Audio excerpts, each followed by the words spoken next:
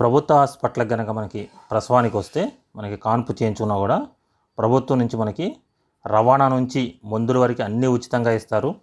అంటే మనకి రవాణా కూడా మన ఇంటికాడ నుంచి హాస్పిటల్ నుంచి మళ్ళీ ఇంటి వరకు దానికి కావాల్సిన మెడిసిన్స్ కానీ ఏమైనా బ్లడ్ కానీ అన్నీ కూడా ఫ్రీగా ఇస్తారు. అలాగే దాంతోపాటుగా 11,000 రూపాయలు ప్రోత్సాహం కూడా ఇస్తారు. ఈ నగదు ప్రోత్సాహం ఎలాగో చూద్దాం.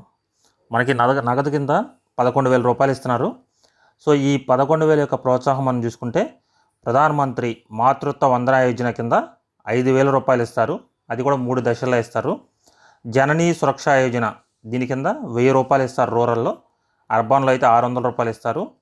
ఆరోగ్య ఆసరా సాధారణ ప్రసవం అయితే మనకి 5,000 రూపాయలు, సిజరిన్ అయితే 3,000 రూపాయలు ఇస్తారు. అంటే ఓవరాల్గా మనం చూసుకుంటే సాధారణ ప్రసవం అయితే మనకి 11,000 రూపాయలు వచ్చే అవకాశం ఉంది. ప్రధానమంత్రి మాతృత్వ వందన యోజన కింద 5,000, జననీ సురక్ష యోజన కింద 1,000 6,000 ప్లస్ ఆరోగ్య ఆసరా సాధారణ ప్రసవం అయితే 5,000 రూపాయలు ఇస్తారు. మనకి రవాణా చూసుకుంటే ప్రభుత్వ ఆసుపత్రులకు ప్రసవం కోసం వచ్చే గర్భిణీలకు రవాణా నుంచి మందుల వరకు అన్నీ ఉచితమే.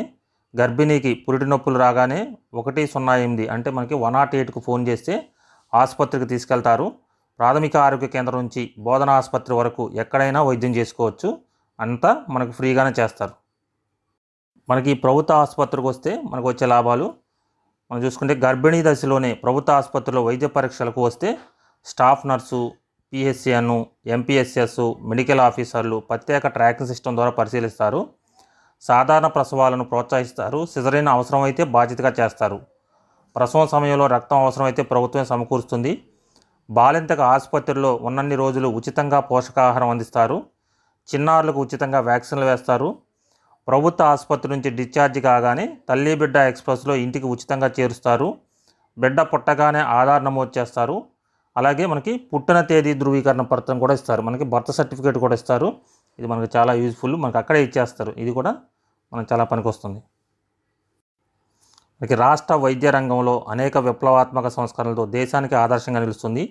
ఏపీ ప్రభుత్వం ప్రభుత్వ ఆసుపత్రిలో ప్రసవం చేయించుకున్న వారికి కేంద్రం భాగస్వామ్యంతో 11,000 రూపాయలు అందిస్తుంది.